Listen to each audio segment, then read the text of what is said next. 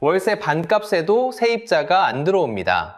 한때 맛집을 쫓아내던 그 건물주들이 지금 이 말을 듣고 있습니다. 경기 탓이라고 생각하셨죠? 아닙니다. 2024년 폐업한 자영업자는 100만 명, 서울 상가 경매 낙찰가율은 65%까지 떨어졌습니다. 이건 단순한 불황이 아니라 대출로 건물을 사서 이자를 세입자에게 떠넘기던 구조가 스스로 무너지는 장면입니다. 건물주가 이긴 게 아니라 버티고 있을 뿐인 시대. 그 안에서 지금 누가 진짜 위험한지 끝까지 보시면 보입니다. 제가 아는 한 자영업자분은 얼마 전 이런 말을 하셨습니다. 서울 5호동 골목 상가에 들어가 있던 가게인데요. 원래 월세가 250만 원이었는데 장사가 안 돼서 자리를 뺐다고 합니다. 그런데 더 황당한 얘기는 그 다음이었습니다. 건물주가 월세를 절반인 125만 원까지 내렸는데도 1년이 넘도록 그 자리가 비어 있다는 겁니다. 반값인데도 아무도 안 들어옵니다. 불과 몇 년 전만 해도 같은 골목에서 자리 하나 나면 권리금부터 먼저 붙던 상권입니다. 여러분도 요즘 동네를 걷다 보면 느끼시죠? 저 가게 얼마 전까지만 해도 손님이 줄 서 있었는데 어느 날 보니 임대문의 현수막 한 장만 걸려 있습니다. 편의점이 석 달 만에 간판을 내리고 오래된 식당 자리가 몇 달째 셔터를 안 올립니다. 권리금이 붙던 자리에 이제는 보증금 인하 가능이라는 문구가 붙습니다. 이게 우리 동네만의 이야기가 아닙니다. 숫자를 한번 보시겠습니다. 작년 한 해 동안 문을 닫은 자영업자가 100만 명을 넘었습니다. 통계가 잡히기 시작한 이래 처음 있는 일입니다. 이 중 절반은 사업 부진, 그러니까 장사가 안 돼서 접은 경우입니다. 전국 중대형 상가의 공실률은 13 중 하나가 비어있다는 13.4%까지 올라갔고 세종시는 무려 25 중 4시 비어있다는 25.7%로 전국 1위를 찍었습니다. 한 블록을 걸으면 4집 중 한 집에 불이 꺼져 있다는 뜻입니다. 그런데 여기서 잠깐 균형을 잡고 가야 할 부분이 있습니다. 팬데믹 정점에 공실률이 40%까지 찍혔던 명동은 지금 8.2%까지 회복했습니다. 그러니까 모든 상권이 한꺼번에 무너지고 있는 건 아닙니다. 살아남는 자리도 분명히 있습니다. 다만 문제는 살아남는 자리와 버려지는 자리가 극단적으로 갈리고 있다는 점입니다. 어떤 거리는 1년 안에 공실이 4분의 1로 줄어드는 동안 어떤 거리는 반값에도 임차인이 안 들어옵니다. 그동안 우리는 이 상황을 그냥 경기 탓이라고만 생각해왔습니다. 불황이니까, 사람들이 돈을 안 쓰니까, 금리가 올라서. 그런데 이건 경기 탓이 아닙니다. 한번 생각해보세요. 반값에도 세입자가 안 들어올 정도로 공실이 쌓였으면 임대료는 당연히 더 내려가야 정상입니다. 시장 원리대로라면 공급이 남아돌 때 가격은 떨어져야 맞습니다. 그래야 거래가 다시 붙으니까요. 그런데 이상합니다. 공실은 이렇게 쌓이는데 왜 임대료는 내려가지 않을까요? 진짜 이유는 지금부터입니다. 여기서 이상한 점이 하나 있습니다. 공실이 이 정도로 쌓이면 임대료가 내려가야 정상 아닐까요? 수요가 없으면 가격은 떨어지는 게 시장의 기본 원리입니다. 그런데 현실은 반대입니다. 상가는 비어있는데 임대료는 꿈쩍도 하지 않습니다. 왜 그럴까요? 이유를 알려면 건물주의 가계부를 열어봐야 합니다. 많은 분들이 오해하십니다. 건물주가 건물을 자기 돈으로 통째로 샀을 거라고 생각하시죠? 아닙니다. 대부분은 은행 대출을 끼고 샀습니다. 그리고 그 대출 이자를 세입자가 낸 월세로 갚아왔습니다. 건물주의 대출 이자를 세입자가 월세로 갚아주는 구조였습니다. 그래서 임대료는 내려가지 않습니다. 건물값이 떨어지기 전까지는. 임대료를 반으로 깎으면 당장 은행에 낼 이자가 부족해집니다. 차라리 공실로 1년 버티면서 시세는 아직 250만 원이다 라고 주장하는 편이 낫다고 판단하는 겁니다. 빈 채로 두는 게 깎아주는 것보다 덜 아픈 선택. 이게 임대료 하방 경직성의 진짜 정체입니다. 공실이 나도 가격은 엘리베이터처럼 쉽게 내려가지 않는 겁니다. 규모를 보시면 감이 오실 겁니다. 국내 상업용 부동산 대출 잔액은 361조 원으로 사상 최대입니다. 이 돈의 상당 부분이 꼬마 빌딩과 상가, 오피스텔에 얹혀 있습니다. 그런데 건물 짓기 전에 빌려주는 단기 다리돈, 브릿지론 연체율은 17%를 넘었고 본 PF 연체율은 2023년 0.96%에서 2025년 2.60%까지 뛰었습니다. 2년 사이에 2.7배가 된 겁니다. 숫자가 크게 느껴지지 않으실 수도 있는데 이자를 제때 못 갚는 대출이 빠르게 쌓이고 있다는 신호입니다. 그럼 건물주들은 왜 그 비싼 대출을 받아서 건물을 산 건가요? 과거엔 공식이 단순했습니다. 은행이 건물값의 70%까지 빌려줬고 남은 30%만 있으면 건물주가 될 수 있었습니다. 세입자가 낸 월세로 이자를 내고 건물값은 해마다 올랐습니다. 월급 받는 직장인이 월세로 대출 이자만 내면 건물값 상승분은 고스란히 내 자산이 되는 구조. 이게 간물주 신화의 실체였습니다. 그런데 이 공식이 2025년에 무너졌습니다.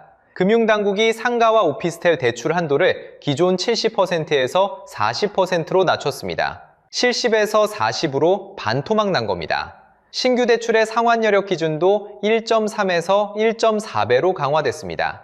1.3에서 1.4배만큼 임대 수익이 나와야 승인된다는 뜻입니다.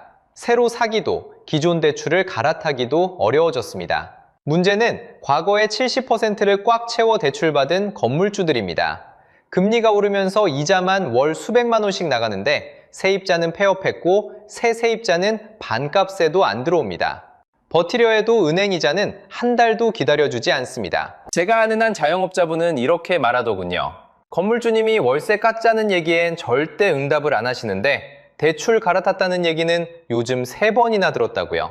이게 오늘 상가가 빈 채로 남아있는 진짜 이유입니다. 건물주가 악해서가 아닙니다. 대출이자를 세입자 월세로 갚던 구조에서 세입자를 잃고 혼자 남은 것뿐입니다. 세입자가 낸 월세가 은행으로 바로 흘러가는 파이프라인이었는데 그게 끊기자 건물주 자신이 그 구멍을 몸으로 막고 있는 셈입니다. 그런데 문제는 이자 하나가 아닙니다. 건물주를 양쪽에서 조르는 두 번째 비용이 있습니다. 바로 세금과 건보료입니다. 먼저 재산세입니다. 재산세는 공시가격의 70%를 기준으로 매년 매겨집니다.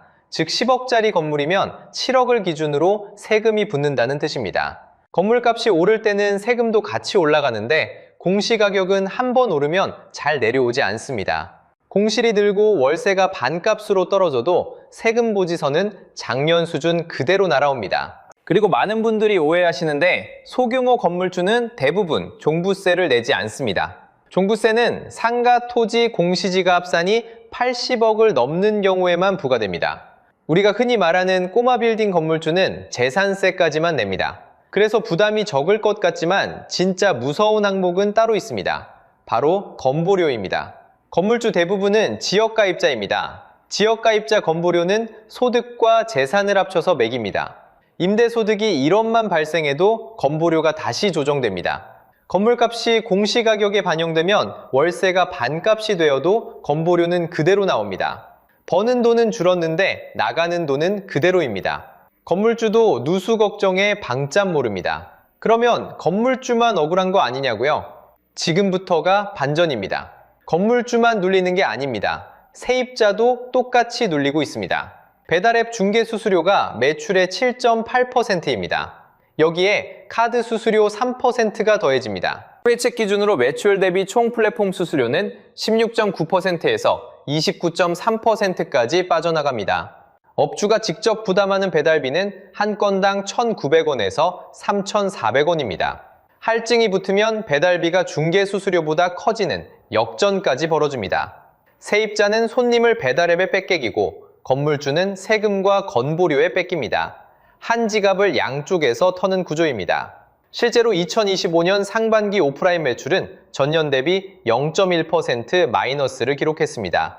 코로나 이후 첫 역신장입니다. 대형마트는 무려 18.8%가 빠졌습니다. 손님이 오프라인 상가로 오지 않는다는 뜻입니다. 편의점도 약 5년 만에 역신장으로 돌아섰습니다. 파이 자체가 줄어드는 판에서 임대료와 수수료는 그대로 걷어가니 세입자가 남기면 건물주가 떼고 건물주가 떼면 세입자가 문을 닫는 공멸 구조로 넘어가고 있습니다.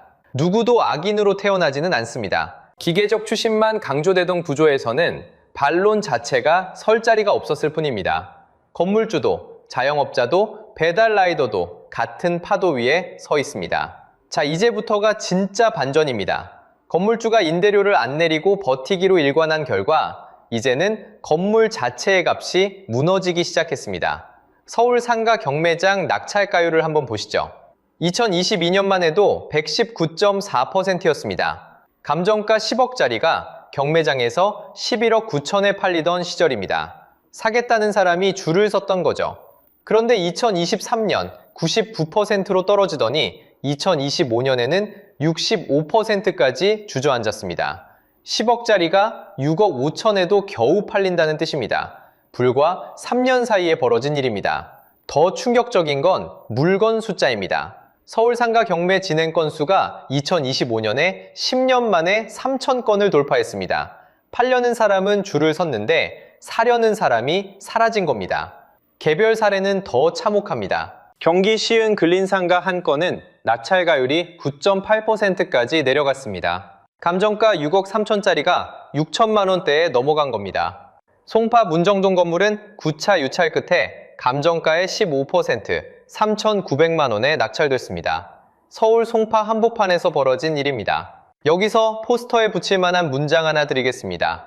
건물주가 이긴 게 아닙니다. 버티고 있을 뿐입니다. 꼬마빌딩 시장은 어떨까요? 한때 간물주 소리 듣던 그 시장입니다. 서울 중소형 빌딩 거래액이 2021년 약 22조 원이었는데 2023년에 8조 원으로 반토막 났다가 2024년 12조 4천억 원까지 일부 회복했습니다. 이상한 수치가 하나 있습니다.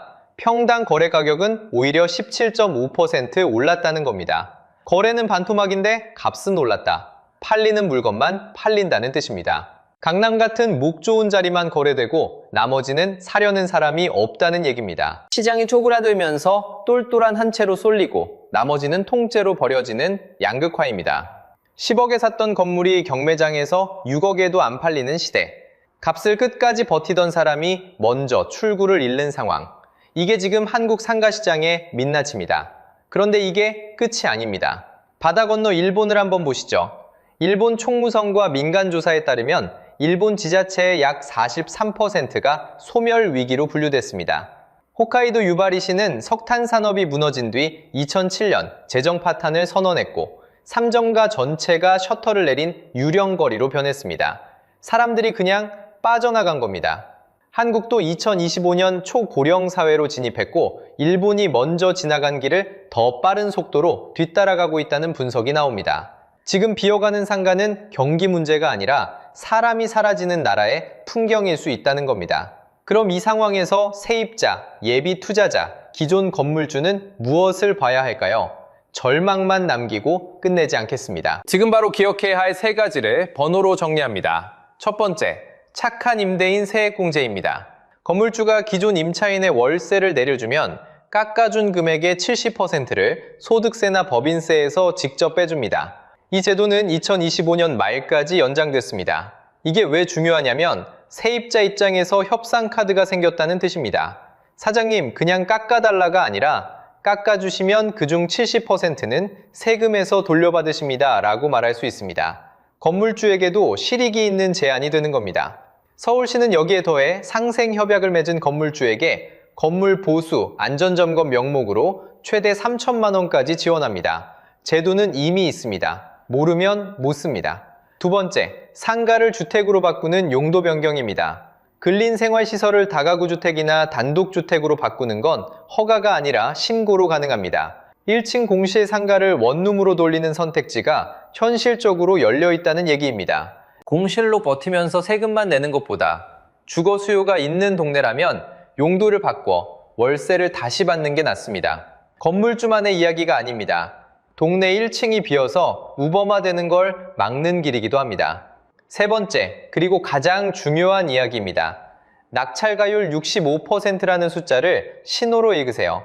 꼬마 빌딩을 사려고 알아보던 분이라면 지금이 싸게 주었다는 순간처럼 보일 수 있습니다. 그런데 수치를 하나 더 보셔야 합니다. 서울 꼬마 빌딩 거래 중 강남구 비중이 16%까지 올라왔습니다. 역대 최고입니다. 돈은 강남으로만 쏠리고 그 바깥은 평단가가 오르지 않는 겁니다. 여기에 자영업자 비중 23.2%, OECD 38개국 중 7위입니다. 평균은 16.6%이고요. 한국은행은 약 175만 명이 과잉 공급 상태라고 분석했습니다. 임차 수요 자체가 줄어드는 구조입니다. 그러니까 지금 사지 않는 것도 전략입니다. 낙찰가율 65%는 바닥 신호가 아니라 아직 더 내려갈 수 있다는 경고음일 수 있습니다. 자영업을 고민 중이라면 똑같은 과잉 업종으로 들어가는 게 아니라 업종 전환을 먼저 계산해 보십시오. 마지막으로 하나만 더 기억해 주세요. 이 세 가지는 다른 이야기처럼 보여도 하나로 묶입니다. 제도를 알고 협상하라. 버티지 말고 방향을 바꿔라. 움직이지 않는 것도 결정이다. 세입자에게도, 건물주에게도, 투자자에게도 똑같이 적용됩니다. 건물주의 몰락은 하늘이 내린 벌이 아닙니다. 대출로 건물을 사고 임대료는 못 내리고 손님은 온라인으로 떠나고 인구는 줄어드는 네 가지 파도가 한꺼번에 밀려온 구조 문제입니다. 세입자도, 건물주도, 예비 투자자도 같은 파도 위에 있습니다. 누가 이겼느냐가 중요한 게 아닙니다. 이긴 줄 알았던 쪽이 먼저 출구를 잃는 장면을 우리는 지금 보고 있습니다. 핵심은 누가 더 오래 버티느냐가 아니라 어떻게 방향을 바꾸느냐입니다. 여러분, 동네 상가는 지금 어떤 상태인가요? 반값에도 공실인지 아니면 버티는 가게가 남아있는지 댓글로 알려주세요. 다음 영상에서는 이 파도 속에서 지금 살아남는 상권의 공통점을 다뤄보겠습니다. 채널 구독과 좋아요 부탁드립니다.